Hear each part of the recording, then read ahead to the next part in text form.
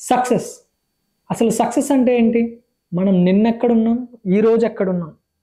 అదే సక్సెస్.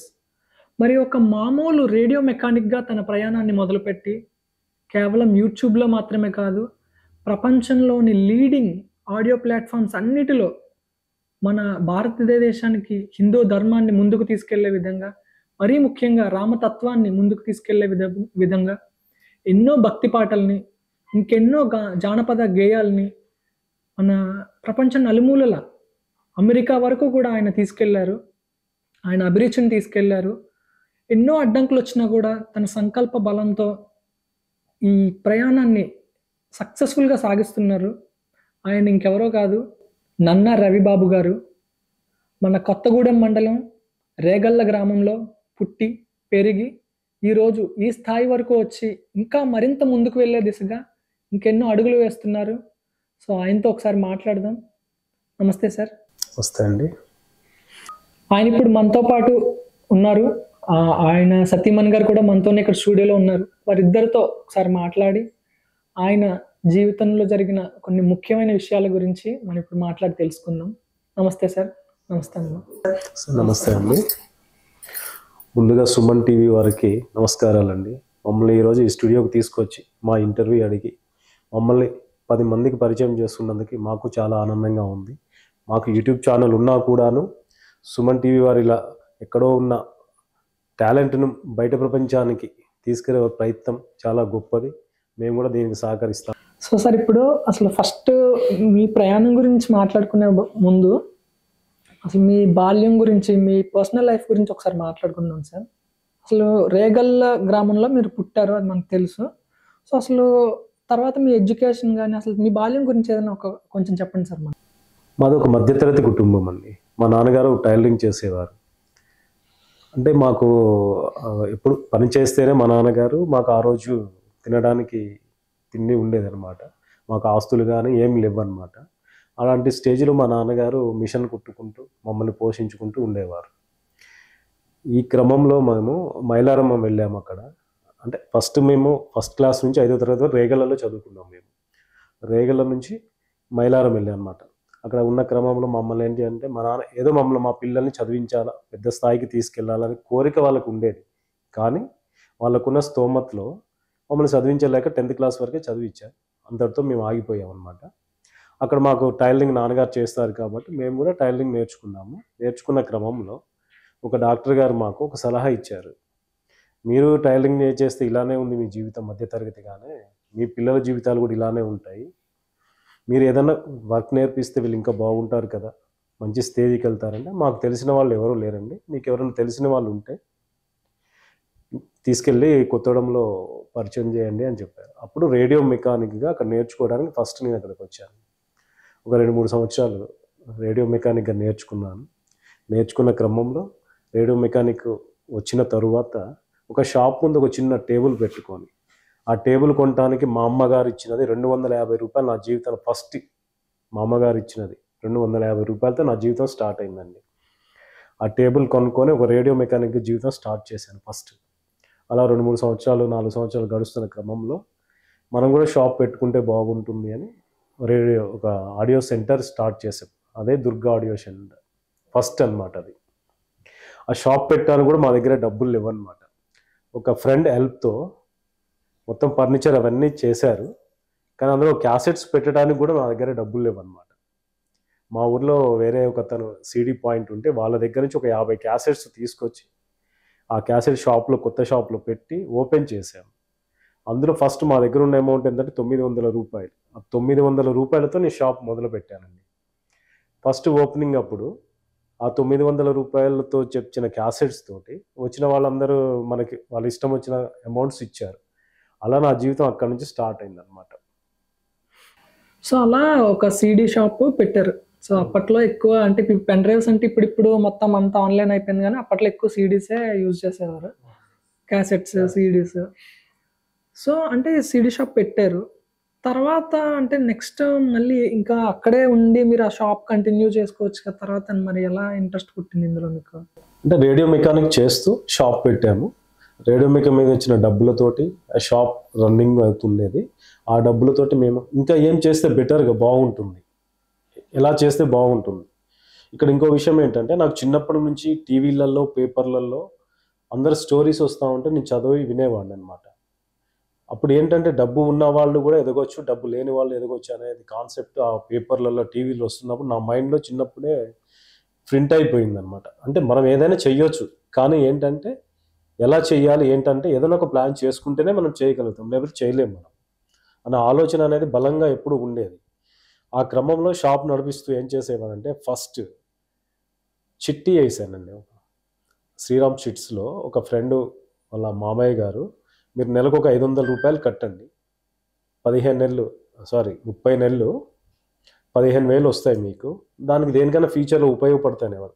ఈ షాప్ నడుపుకుంటున్న క్రమంలో ఆ చిట్టి వేస్తున్నప్పుడు అసలు మనమే చిట్టి పెడితే ఎలా ఉంటుందని ఒక ఆలోచన నాకు వచ్చింది. మా ఏరియాలో అప్పుడు ఎవరికి తెలియదు చిట్టీలు, డైలీ ఫైనాన్స్ ఇలాంటివి అంటే ఎవరికి తెలియదు అనమాట.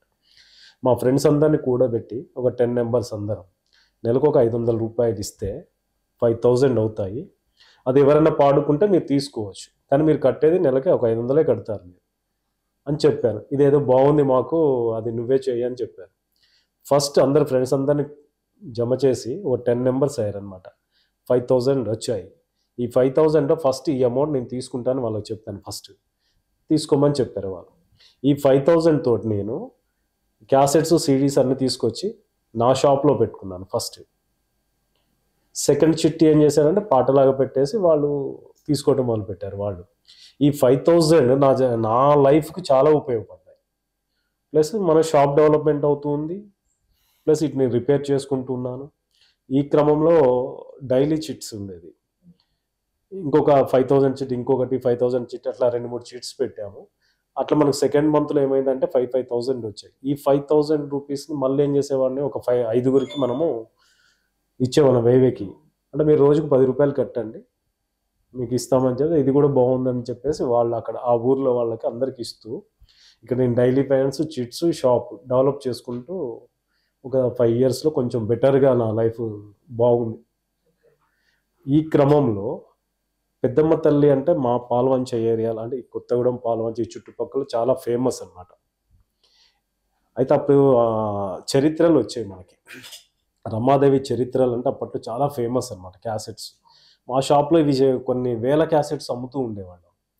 అసలు పెద్దమ్మ తల్లి మీద కూడా మనం కూడా చరిత్ర చేస్తే బాగుంటుందని ఒక ఆలోచన వచ్చింది.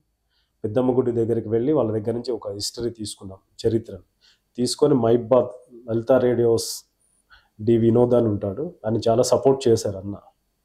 అన్న ఇట్లా మేము ఒక పెద్ద క్యాసెట్ చేద్దాం అనుకుంటున్నాము అంటే, అవునా అండి, మాకు ఆ స్టోరీ అవన్నీ ఇవ్వండి, మేమంతా స్క్రిప్ట్ మొత్తం రాసి పెడతాము, పలానా రోజు రండి తయారు చేద్దాం మనం అన్నారు.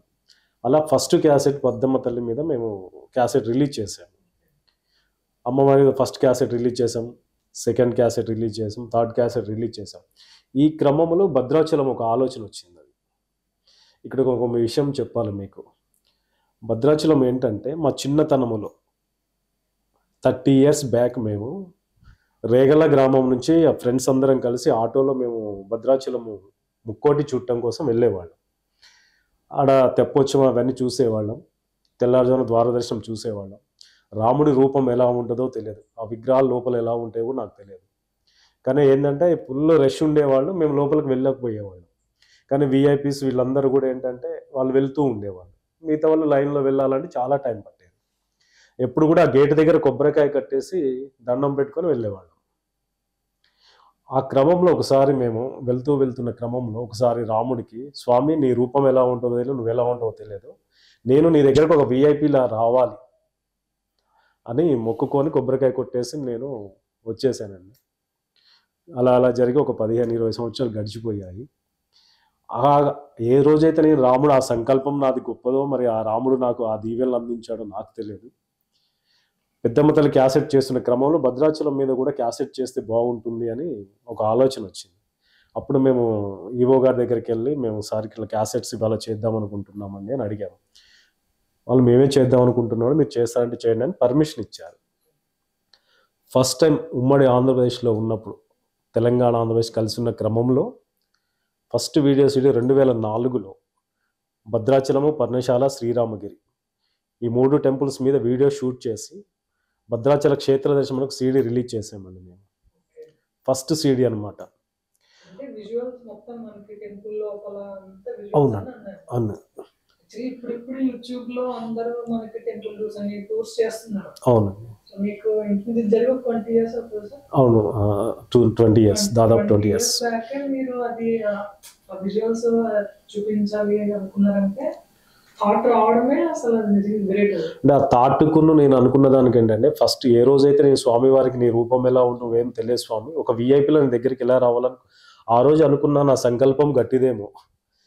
అది ఈ క్యాసెట్ రూపంలో ఆ రాముడు నన్ను ఆ క్యాసెట్ సీడీలు రిలీజ్ రోజున ప్యాక్ తీసుకెళ్ళి పూజ స్వామివారి దగ్గరికి వెళ్తున్నప్పుడు ఆ టెంపుల్ వాళ్ళు నన్ను లోపల తీసుకెళ్తున్నప్పుడు ఆ గడప దాటుతున్నప్పుడు నా కళ్ళ వెంట నీళ్లు కారిపోయాయి. ఎందుకు అనంటే ఏదో నేను ఒక 20 సంవత్సరాల కిందట రాముడిని కోరుకున్నాను. అంటే నాకు ఆ సీడీ రిలీజ్ చేయడానికి దీనికి అక్కడ సంబంధం ఉన్నదేమో అనిపించింది నాకు. 14 ఏళ్ళ వనవాసం చేశారు, అలా మీకు ఆ కష్టాలు రాసి పెట్టున్నాయి. కానీ రాముడివి మాత్రం ఆగలేదు, మీరు చేయాలనుకున్న పని ఆగలేదు. మీకు ఎన్ని ఇబ్బందులు ఎదురైనా కూడా, ఇంట్లో మీరు అన్నట్టు బియ్యం కొనుక్కోవడానికి ఇబ్బంది అయినా కూడా రాముడికి సంబంధించిన ఏ పని మీరు చేయాలనుకున్నది ఆగలేదు. చేస్తూ ఉంటూ కూడాను రామదాస్ గారి కీర్తనలు వీటిని ప్రపంచవ్యాప్తంగా తీసుకువెళ్ళాలని దృఢ సంకల్పం అయితే బాగా ఉండేదండి. దేవస్థానం వారి సపోర్ట్ కూడా చాలా ఉందన్నమాట. మేము అంటే రామదాస్ గారి కీర్తనలు రింగ్ టోన్స్లో తీసుకొచ్చాం. 20 years బ్యాకే తీసుకొచ్చాం.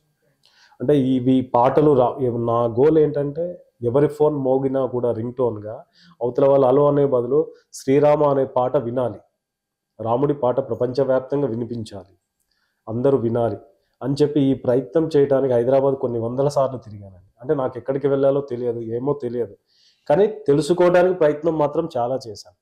ఈ సుదీర్ఘ ప్రయత్నంలో చాలామంది ఫ్రెండ్స్ కలిసేవాళ్ళు, చాలామంది కలిసి సలహాలు ఇచ్చేవాళ్ళు, కొంతమంది తిప్పుకునేవాళ్ళు కూడా. అంటే మేము చేస్తామండి, మీకు చేపిస్తామనేవాళ్ళు. కానీ ఒక బ్యాగ్ సంఖలో వేసుకొని హైదరాబాద్ చుట్టూ తిరిగేవాడిని. అంటే హైదరాబాద్లో నాకు ఎక్కడ తెలియదు, ఏ బస్సు ఎక్కితే ఎక్కడ దిగుతానో తెలియదు, ఎవరిని కలవాలో. కానీ కొన్ని 10 కిలోమీటర్లు 15 కిలోమీటర్లు కూడా నడిచిన రోజులు ఉన్నాయన్నమాట. అంటే రాముడి పాటలు వినిపించాలి, రాముడి కోసం ఇవి చాలా చెయ్యాలనే తపన మాత్రం అది నన్ను ఒక 15 సంవత్సరాలు నడిపించిందండి. అదే ఈరోజు మీతో ఇంటర్వ్యూ చేయడానికి నా కంపెనీ ఇంతగా ఎదగటానికి కారణం కూడాను నా కష్టం వెనుక రాముడు అనుగ్రహం చాలా ఉందనుకుంటాను నేను. Nice sir. సార్ ఇప్పుడు అంటే మీరు ఈ ప్రాసెస్లో ఇలా ఈ ఇబ్బందులు పడుతున్న టైంలో కావచ్చు, మీరు చేయడానికి ప్రయత్నిస్తున్నప్పుడు, ఇప్పుడు చిన్నప్పుడు మనకి అమ్మ నాన్న సపోర్ట్ అనేది ఎంత ఇంపార్టెంటో, మనకి పెళ్ళైన తర్వాత ముఖ్యంగా చాలామంది చెయ్యాలనుకుని చేయకుండా ఆగిపోవడానికి కారణం కూడా ఈ ఫ్యామిలీ సపోర్ట్ అనేది సరిగ్గా లేకపోవడం కూడా కొన్ని కారణాలు ఉంటాయి కదా. సో అలా మేడం సపోర్ట్, అసలు మీ వైఫ్ సపోర్ట్ మీకు ఎలా ఇచ్చారు ఆ టైంలో? జీవితంలో ఒక అదృష్టం ఏంటంటే నేను ఏది చేసినా ఏ రోజు కూడాను నువ్వు ఇది చెయ్యొద్దని ఇప్పటివరకు కూడాను లేదండి. వాళ్ళకి ఏ రోజు అంటే లోటు రాకుండా ఇంట్లో సామాన్లు కానీ అన్నీ ఎప్పుడు కూడాను పెట్టేవాళ్ళు, ఏది కావాలనో తీసుకొచ్చి ఇచ్చేవాళ్ళు. ఆమె ఏంటంటే ఆయన ఏది చేసినా ఏదో చేస్తాడు అనే నమ్మకం మాత్రం బాగా వాళ్ళకి ఉన్నది. ఆమె ఇచ్చిన సపోర్ట్ అదే అనమాట మెయిన్గా. ఏంటంటే చాలామంది ఫ్యామిలీస్లో ఏంటంటే నువ్వు అది ఎందుకు చేస్తున్నావు, ఇది ఎందుకు చేస్తున్నావు, ఇన్ని ప్రాబ్లం ఫేస్ చేస్తూ కూడా అనేవాడు. కానీ స్టిల్ ఈ రోజు వరకు కూడాను నేను ఏది చేస్తున్నా, ఎక్కడ లాస్ అయినా, ఏది జరిగినా కూడాను అంటే ఇద్దరం షేర్ చేసుకుంటాం. ఇక్కడ ఏది జరిగినా, ఏదైనా ఇలా జరుగుతుంది, ఇలా చేశాను నేను, ఇలా లాస్ అయింది, ఇలా ఇక్కడ అయిందన్నా కూడాను ఎప్పుడు కూడా అది ఎందుకు చేసామనే మాట ఈ రోజు వరకు కూడా లేదు. ఆ సపోర్ట్ నాకు ఏంటంటే నాకు అది గాడ్ గిఫ్ట్ అనుకుంటాను. సో ఇప్పుడు మీ ఫస్ట్ మీరు స్టార్ట్ చేసిన ప్రాజెక్ట్ పెద్దమ్మ తల్లి స్టోరీ మీరు చేశారు. సో అప్పుడు చేద్దాం అనుకున్నప్పుడు మీకు అంటే ఒక టీం లేదు, ఎవరు లేరు కదా. సో మీకు అప్పుడు సపోర్ట్ చేసిన వాళ్ళు ఎవరంటే వర్క్ ప్రాజెక్ట్ పరంగా రైటర్స్ కావచ్చు? ఫస్ట్ పెద్దమ్మ తల్లి క్యాసెట్ చేస్తున్నప్పుడు ఆ స్టోరీ తీసుకొని లలిత రేడియోస్ వినోద్ అన్న దగ్గరికి వెళ్ళామండి. ఆ స్టోరీ స్క్రిప్ట్ అవన్నీ ఇచ్చినప్పుడు కస్తూరి సురేష్ అని స్క్రిప్ట్ రైటర్ మనకి పాటలు అవన్నీ రాశారు. అక్కడ లక్ష్మణ్ ప్లస్ సుష్మా సింగర్స్, వీళ్ళు రమాదేవి, వడ్లకొండ అనిల్ కుమార్, వీళ్ళతో ఈ పాటలు మనం పాడించడం అవన్నీ జరిగిందనమాట. ఆ పాటలు రిలీజ్ అయిన తర్వాత పెద్దమ్మ గుడి దేవస్థానం వాళ్ళు కూడా చాలా హ్యాపీ. ఎందుకంటే అమ్మవారి మీద ఇప్పటివరకు మాకు పాటలు లేవండి, ఈ పాటలు వచ్చిన అందుకు హ్యాపీగా ఉన్నాయని. ఈ పాటలు వచ్చిన క్రమంలో వేరే దేవాలయాల వాళ్ళు కూడాను, సార్ మావి కూడా ఈ కొన్ని పాటలు చేయండి మా దేవస్థానం అంటే, గుబ్బల మంగమ్మ తల్లి పాటలు చేసాం మేము, జమలాపురం పాటలు చేసాం మేము, పర్ణశాల పాటలు చేసాం, శ్రీరామగిరి మీద చేసాము. ఇలా అన్ని దేవాలయాల మీద చేసుకుంటూ వెళ్తూ ఉన్నాం. అసలు మీకు వెనక్కి తిరిగి చూసినప్పుడు ఆ రోజులు మనకు గుర్తొస్తే ఇట్లా నేను అప్పుడు ఇలా రేడియో ఇలా మెకానిక్ అంటే ఊహించాం కదా, కొన్ని అనుకుని చేసే వాళ్ళు ఉంటారు కొంతమంది. నేను ఇది అవ్వాలి అనుకుని మొదలు పెడతారు, అవుతారు, వాళ్ళకి పెద్ద ఏం అనిపించదు, ఓకే నేను ఇది అవ్వాలనుకున్నాను అయ్యాను. కానీ మీరు ఊహించలేదు ఇది, అంటే ఇలా రాముడి పాటలు కానీ ఇలా మ్యూజిక్ ఈ సాంగ్స్ ఇలాంటి ఒక ప్రపంచంలోకి వస్తానని మీరు అనుకోలేదు. సో ఇప్పుడు వెనక్కి తిరిగి చూసుకుంటే మీకు ఏమనిపిస్తుంది, ఈ ప్రయాణంని మీరు ఎలా ఫీల్ అవుతారు దాని గురించి? 10 సంవత్సరాలు సక్సెస్ అనేది కంపల్సరీ ఉంటుందండి అది, కానీ అది మన పట్టుదల మీదనే ఆధారపడి ఉంటుంది. అంటే కొంతమంది ఏం చేస్తారంటే 1 year 2 years చేస్తారు, మాకు డబ్బులు రావట్లేదనో లేదంటే ఎదుగుతున్న క్రమంలో వేరే ఫీల్డ్కు మారిపోతుంటారు. అప్పుడు ఏమవుతుంది, ఈ వర్క్ చేయలేరు, ఆ వర్క్ చేయలేరు. ఇప్పుడు నేను ఇక్కడ లాస్ అయ్యాను ఎక్కడంటే 2015లో నా జీవితం తలకిందులు అయిపోయింది. ఎందుకనంటే క్యాసెట్స్ సిడీస్ ఉన్నప్పుడు చాలా హ్యాపీగా నడుస్తుంది నా లైఫ్. పెన్ డ్రైవ్ సిస్టమ్స్ వచ్చాయి. అప్పుడు పెన్ డ్రైవ్ సిస్టమ్స్ వచ్చిన తర్వాత 2015 నుంచి 2020 వరకు ఈ 5 years నా జీవితం నేనేం చేయాలో అర్థం కాకుండా ఒక చిన్న కిరాణా షాప్ పెట్టుకొని కూడా నా లైఫ్ స్టార్ట్ చేశాను. మళ్ళీ ఇది షాప్ మెయింటైన్ చేస్తూ కూడా నేను యూట్యూబ్లో అప్లోడింగ్ అనేది ఆపలేదు. కానీ అప్పుడు నాకు ఇది చదివించుకుంటూ పిల్లల్ని చదివించుకుంటూ నా జీవితాన్ని మళ్ళీ ఒక 5 years వెనక్కి వచ్చాను. నేను ఇక్కడ కూడా దెబ్బ తిని వెనక్కి వచ్చాను. మా మిస్సెస్ వంటి పైన ఉన్న బంగారం అంతా కూడా బ్యాంకులలో పెట్టి కూడా నేను లైఫ్ ప్రాబ్లం ఫేస్ చేశాను నేను. కానీ ఇక్కడ ఏంటంటే నేను ఎంచుకున్న మార్గం ఒకటే, ఈ ఫీల్డ్ అనేది ఎప్పటికీ కూడాను బాగుంటుంది నేను నమ్మాను.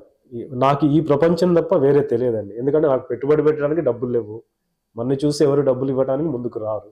ఇప్పుడు మనం ఒక గొప్ప స్థాయిలో ఉంటే ఎవరైనా ఇన్వెస్ట్మెంట్ పెట్టడానికి వస్తారు, మనం ఆ స్థాయిలో లేనప్పుడు ఎవరు మన దగ్గరికి రారు అన్న ఉద్దేశంతో నేను అదే ఫీల్డ్తో కొనసాగిస్తూ వస్తున్నాను.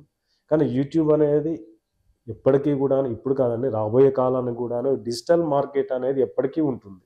ప్లస్ ఒకటి ఏంటంటే భక్తి అనేది ఈ రోజులలో మనం బాధలో ఉన్నా దేవుడి దగ్గరికి వెళ్తాము, సంతోషం ఎక్కువైనా దేవుడి దగ్గరికి వెళ్తాం. ఎలా అయినా సరే భక్తి అనేది ఈ భూప్రపంచం ఉన్నంత కాలం అది ఉంటూనే ఉంటుందండి. అలానే ప్రతిరోజు కొన్ని కోట్ల మంది భక్తి పాటలు వింటూనే ఉంటారు.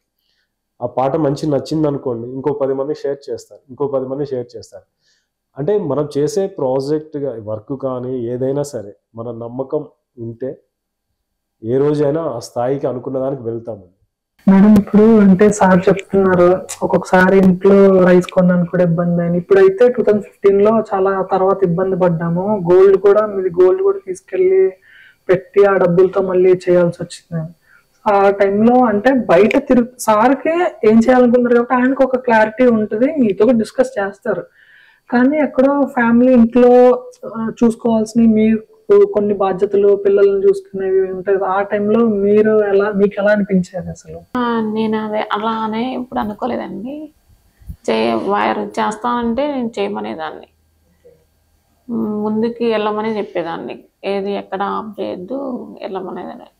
బాబు చదువు అయినా అప్పుడు బాబు ఇంటర్ చదువుతున్నాడు, స్టార్టింగ్ అప్పుడు కొద్ది ఇబ్బంది ఉన్నా కూడా ఏం కాదు చదివిద్దాం ఇంటరు అని విజయవాడలో జాయిన్ చేయించాము. చదువుతున్నాడు. అట్లాగే ఈయన యూట్యూబ్ ఛానల్ స్టార్ట్ చేసి దాంట్లో అప్లోడ్ చేస్తున్నారు. ఇంకా ఇబ్బంది పడుతూనే ఉన్నాం, అయినా కూడా నేను ఏమీ అనలేదు, చేయమని చెప్పాను.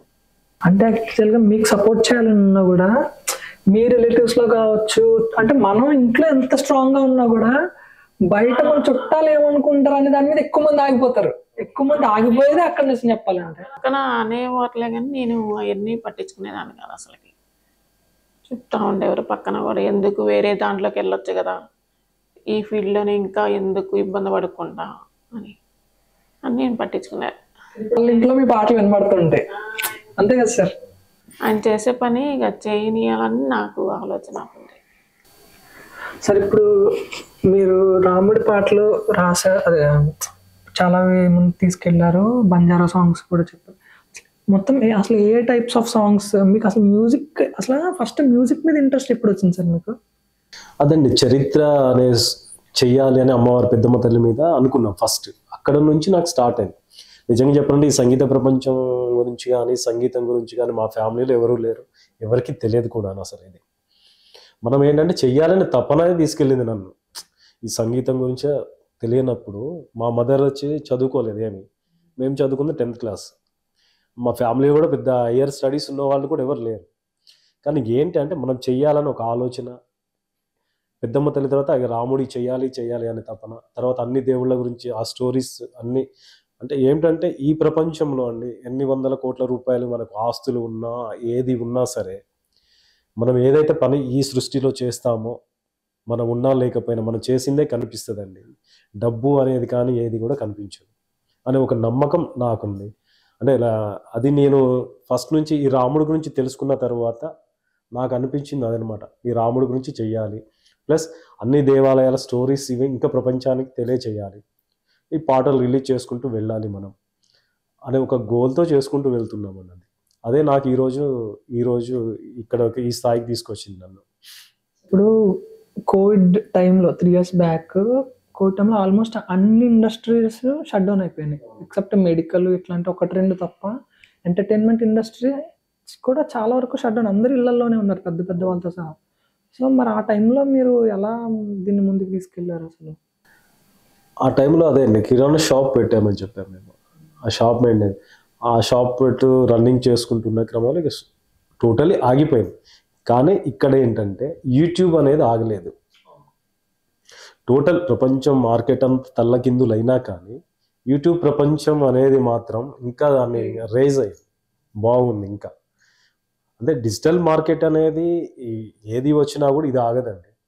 ప్లస్ యూట్యూబ్ అనేది ఏంటంటే టాలెంట్స్ ఉన్నవాళ్ళు, మంచి ప్రాజెక్ట్ చేయాలనుకున్న వాళ్ళు, ఎక్స్పీరియన్స్ ఉన్న వాళ్ళ దగ్గర కొంత టైం కనుక వాళ్ళు చేయగలిగితే అసలు ఏది చేస్తే బాగుంటుంది, జనాలకి ఏది నచ్చుతుంది అనేది కనుక తెలుసుకోగలిగితే చదువుకున్న వాళ్ళు కానీ చదువు లేని వాళ్ళు కానీ టాలెంట్స్ ఉన్న వాళ్ళు ఎవరైనా ఈ ఫీల్డ్లోకి రావచ్చండి. ప్లస్ ఏంటంటే అరచేతిలో ప్రపంచం ఉందండి. ఇప్పుడు మొబైల్ అనేది చేతిలో ఉంటే ప్రపంచం మొత్తం మన చేతిలో ఉన్నట్లే. కానీ మనం ఎవరైనా సరే టాలెంట్ ఉంటే ప్రపంచం మొత్తం మనం వెళ్ళొచ్చు అనమాట. అంటే మన టాలెంట్ని ప్రపంచం మొత్తానికి తీసుకువెళ్ళేది యూట్యూబ్ అండి. ఇప్పుడు ఇలా మాలాంటి వాళ్ళు ప్లస్ టాలెంట్స్ ఉన్న వాళ్ళు చాలామంది ప్రపంచంలో ఈరోజు ఒక వెలుగుతున్నారు. కానీ ఓపిక ఉండాలండి, ఏదైనా ఓపిక ఉండాలి, అందరు సపోర్టివ్ ఉండాలి. అసలు మనం వెళ్ళాలనుకున్న ఫీల్డ్లో అసలు ఎక్స్పీరియన్స్ అనేది కొంచెం అవసరం ఎవరితో. అది కనుక చేసుకోగలిగితే అందరికి సక్సెస్ ఉంటుందండి.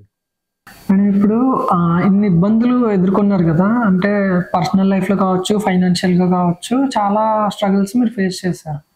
సో అలా ఫేస్ చేస్తున్న వాళ్ళు చాలామంది ఇంకా ప్రపంచంలో బయట చాలామంది ఉన్నారు ఇట్లా మీలాంటి వాళ్ళు. హస్బెండ్ ఇట్లా కష్టపడుతూ ఉంటారు, వైఫ్స్ స్ట్రగుల్ అవుతూ ఉంటారు. సో వెనకాల నుండి రిలేటివ్స్ కానీ చుట్టాలు కానీ రకరకాలు మాట్లాడుతుంటారు. వాళ్ళకి మీరు ఏం సలహా ఇస్తారు వాళ్ళకి? అంటే ఎలా స్ట్రాంగ్గా మీరు ఎలా దీన్ని దాటి స్ట్రాంగ్గా ఉన్నారో వాళ్ళకి మీరు ఏం చెప్తారు అసలు? వాళ్ళ చేసే పనిని ఎంకరేజ్మెంట్ చేయాలి, వాళ్ళని డౌన్ ఇట్లా అనకుండా బ్యాక్ రమ్మని వాళ్ళని నమ్మాలి మనం. సార్ ఇప్పుడు వరకు ఇక్కడ వరకు వచ్చారు మీరు. సార్ యూట్యూబ్లో ఇప్పుడు ఎంతమంది ఉన్నారు సార్ మనకి సబ్స్క్రైబర్స్? దుర్గా ఆడియో 3,80,000 సబ్స్క్రైబర్స్ ఉన్నారు. సో దేవుడి పాటలు, బంజారా సాంగ్స్, ఫోక్ సాంగ్స్ ఇవన్నీ చేస్తూ వచ్చారు. ఇప్పుడు ఈ ప్రాసెస్లో ఎవరైనా మీతో వేరే కంపెనీస్ వాళ్ళు కూడా ఉంటారు కదా, ఎవరైనా మీతో టైఅప్ అవ్వడానికి అలా ఏమన్నా ట్రై చేశారా అసలు? ఇప్పుడు మేము 2010లో అండి టైమ్స్ మ్యూజిక్ వాళ్ళతోటి అగ్రిమెంట్ అంటే వాళ్ళతో చేసాం మేము. స్టిల్ ఆ రోజు నుంచి ఈ రోజు వరకు చేస్తున్నాము. వాళ్ళ ఛానల్లో కూడా మా యొక్క 500 సాంగ్స్ ఉన్నాయండి. అలానే బిలీవ్ ఇంటర్నేషనల్ కంపెనీ ఉంటుంది, వాళ్ళతోటి టోటల్ యాప్స్ ప్రపంచంలో ఉన్న యాప్స్ అన్నిటితో టైప్ చేసి వాళ్ళతో చేస్తున్నాము. సిమ్కా మ్యూజిక్ అని ఒకటి ఉంటుంది, వాళ్ళతో కూడా యూట్యూబ్ నుంచి వాళ్ళతో చేస్తున్నాము. ప్లస్ అదర్ వేరే కంపెనీస్ కూడా ఇప్పుడు మాతో టైప్ అవుతున్నారు. అంటే మాకు కూడా ఇలా సాంగ్స్ కావాలండి, చేసి పెట్టండి, ఎలా చేయాలి ఏంటనేది అడుగుతున్నారు. ప్లస్ నెక్స్ట్ మేము కూడా ఇక సినీ ఫీల్డ్లోకి వెళ్ళాలనుకుంటున్నాం. అంటే ఆల్రెడీ 2-3 రోజులలో ఓ 2 సినిమా పాటలు కూడా రిలీజ్ చేస్తున్నాం మేము. నెక్స్ట్ మేము 2024లో మూవీ సాంగ్స్ కూడా రిలీజ్ చేస్తున్నామండి. మేము దాంట్లో కూడా అడుగు పెడుతున్నాము. ఇంకా నెక్స్ట్ మా గోల్ కూడా ఏంటంటే ఇప్పుడు ఒక 4 ఛానల్స్ ఉన్నాయి మావి, అవన్నీ డెవలప్ చేయాలని చెప్పి చూస్తున్నాము. సార్ నాకు తెలిసినంత వరకు ఏంటంటే మీరు అమెరికాకి కూడా కొన్ని సీడీలు కూడా పంపించారు, రాముడి పాటలు పంపించారని తెలిసింది. అసలు అది ఎలా జరిగింది సార్ అది? రామదాస్ జయంతోత్సవాల కోసం అమెరికా వాళ్ళు మా నెంబర్ తీసుకొని మాకు కాంటాక్ట్ చేశారండి. మాకు ఇట్లా ఒక 3000 CDs కావాలండి, అక్కడ మేము ఫ్రీగా ఇస్తామండి. నేను ఓన్గా తయారు చేసి వాళ్ళకి పడ్డ కాస్ట్ అక్కడికి 3000 CDలు పంపించాము మేము. అక్కడ విన్న వాళ్ళందరూ కూడా చాలా హ్యాపీ అనమాట. ఎందుకంటే రాముడి పాటలు మేము అమెరికాలో ఈ CDs ఈ సాంగ్స్ వింటున్నామని. అలానే ఆజాద్ గారు ఈవో గారు ఉన్నప్పుడు ఒక 10,000 CDలు ఫ్రీగా డిస్ట్రిబ్యూట్ చేశారు దేవస్థానం తరఫున, రామదాస్ గారి కీర్తనలు. అలానే ఇప్పుడు తూము నరసింహదాస్ గారి కీర్తనలు కూడా మేమే తీసుకొచ్చామండి బయటికి. అంటే ఏంటంటే రాముడు ఏ ప్రాజెక్ట్ అయినా సరే ఏదైనా సరే దేవస్థానం వాళ్ళు కూడా చాలా సపోర్ట్ చేశారు మాకు. వాళ్ళు అక్కడ ఉన్న వాళ్ళందరూ కూడా సపోర్ట్ చేశారు. మేము కూడా సీడీలు, క్యాసెట్స్, ఆ చరిత్రని ఇంకా చేయాలనే తపన ఉంది. కొంచెం అవి కూడా చేస్తాను. ఇంకా రాముడు అంటే నా జీవితం ఉన్నంతకాలం రాముడికి ఏ రూపంలో అయినా నేనైతే చేస్తాను, సేవ చేస్తూనే ఉన్నాను. ఎందుకంటే ఈరోజు నేను ఇలా ఉన్నాను అన్న ఆ రాముడి దయతోనే. అందుకని నేను ఎప్పటికీ చేయాలని కోరిక, తపన మాత్రం ఉంటుంది రాముడి మీద. ఏ ప్లాట్ఫామ్స్లో అవైలబుల్ ఉన్నాయి సార్ మన సాంగ్స్? మనకి రింగ్ టోన్స్గా వచ్చాయండి రాముడి పాటలన్నీ. ఇప్పుడు స్పాటిఫై, అమెజాన్, గానా, ఐట్యూన్స్, యాపిల్ వీటన్నిటిలో కూడా రామ కీర్తనలు వినొచ్చండి మనము. ప్లస్ తెలుగు ఫోక్ అనే ఒక యాప్లో పోయిన సంవత్సరం కళ్యాణానికి స్పెషల్గా రాముడి కీర్తనల యాప్ ఒకటి తయారు చేసి రిలీజ్ చేసాం దేవస్థానంలోనే. ఈవో మేడం గారు రిలీజ్ చేశారు, దేవస్థానం ఈవో గారు. చాలా ఆల్మోస్ట్ ఇంకా అన్ని లీడింగ్ ఆడియో ప్లాట్ఫామ్స్లో మీ సాంగ్స్ సార్. మీరు మరి ఇంత చేస్తున్నారు, ఇంత వైడ్గా చేస్తున్నారు, ఇన్ని వేల సాంగ్స్ మీ ద్వారా వచ్చినాయి, మీరు స్టిల్ ఇంకా కొత్తగూడెంలోనే ఇక్కడే ఉంటున్నారు. అంటే హైదరాబాద్ వెళ్తే ఇంకా అక్కడికి వెళ్ళిపోతే మీరు ఇంకా చేయొచ్చు, అక్కడికి ఎందుకు వెళ్ళట్లేదు మీరు? అంటే ఇక్కడ నాకేంటంటే ఈ ఊరు, ఈ చుట్టుపక్కల ప్రాంతాలు ఇవంటే నాకు చాలా ఇష్టం అండి. ఇంకోటి ఏంటంటే మా మదర్ రేగళ్ళ గ్రామంలోనే ఉంటుంది. మా మదర్ ఏంటంటే సిటీకి ఎక్కువ రాదనమాట. అందుకని మా అమ్మగారి కోసం నేను ఇక్కడ ఉంటున్నాను. మా పాప బాబు హైదరాబాద్లో ఉంటారు, వాళ్ళిద్దరు. కొన్ని రోజులు అక్కడ, కొన్ని రోజులు ఇక్కడ ఉంటున్నాను. అంటే ఏదైనా తల్లిదండ్రుల వాళ్ళ ఆశీర్వాదం అనేది చాలా అవసరం అండి. వాళ్ళు బాగుంటేనే మనం బాగుంటాము. అందుకోసమని మా అమ్మగారి కోసం మేము ఇక్కడ ఉంటున్నాము, ప్లస్ మా పిల్లల కోసం అక్కడికి వెళ్తున్నాము. అక్కడ కొన్ని రోజులు, ఇక్కడ కొన్ని రోజులు ఉంటున్నాము. ప్లస్ రాముడివి ఇవన్నీ ఉన్నాయి, రాముడివి, పెద్దమ్మ తల్లివి, ఈ సాంగ్స్ ఇవన్నిటి కూడా ఎప్పుడు కూడా చెయ్యాలని చేస్తూ ఉంటాను. కాబట్టి ఇక్కడే కొత్తగా ఉండాలని నా గోల్ అండి. ఓకే, మీరు వెళ్ళకపోయినా మీ ద్వారా ఆ కీర్తనలు ఏవైతే ఉన్నాయో, పాటలు ఉన్నాయో అవి వెళ్తున్నాయి ప్రపంచం అంతా. సో మీరు ఇంట్లోనే ఉన్నా కూడా అది జరుగుతూనే ఉంటుంది. సో మీరు ఇంకా ముందుకు వెళ్ళాలని, ఇంకా ప్రపంచంలో ఉన్న కేవలం అంటే ఇప్పుడు అమెరికా అనే కాదు, అన్ని దేశాలకి మన భారతదేశ సంస్కృతిని, మన సంగీతాన్ని, సాహిత్యాన్ని, మన చరిత్రని అన్నీ మీరు ముందుకు తీసుకెళ్ళాలి, ఇంకా సక్సెస్ఫుల్గా అవ్వాలి అని, మళ్ళీ ఇంకొక 1 year తర్వాత, 2 years తర్వాత ఇంకా పెద్దగా మనం ఇంకొక ఇంటర్వ్యూ ఇక్కడ పెట్టుకోవాలని మనస్ఫూర్తిగా కోరుకుంటున్నాను sir. Thank you once again for coming to our studio. Thank you అండి. సుమన్ టీవీ వాళ్ళకి మరొకసారి మేము ధన్యవాదాలు తెలుపుకుంటున్నాము. ఎందుకంటే మమ్మల్ని ఈ రకంగా మా యూట్యూబ్ సుమన్ టీవీ ద్వారా ప్రపంచానికి మళ్ళీ పరిచయం చేస్తున్నందుకు మాకు కూడా చాలా సంతోషంగా ఉంది. సుమన్ టీవీ వాళ్ళు కూడా ఇంకా మరెన్నో ఇలాంటి సంస్థలు పెట్టి మాలాంటి వాళ్ళు ఎక్కడో ఉన్న వాళ్ళని కూడా తీసుకొచ్చి ఇలాంటి ఇంటర్వ్యూలు చేసి ప్రపంచానికి మంచి జరగాలని మేము కూడా కోరుకుంటున్నామండి.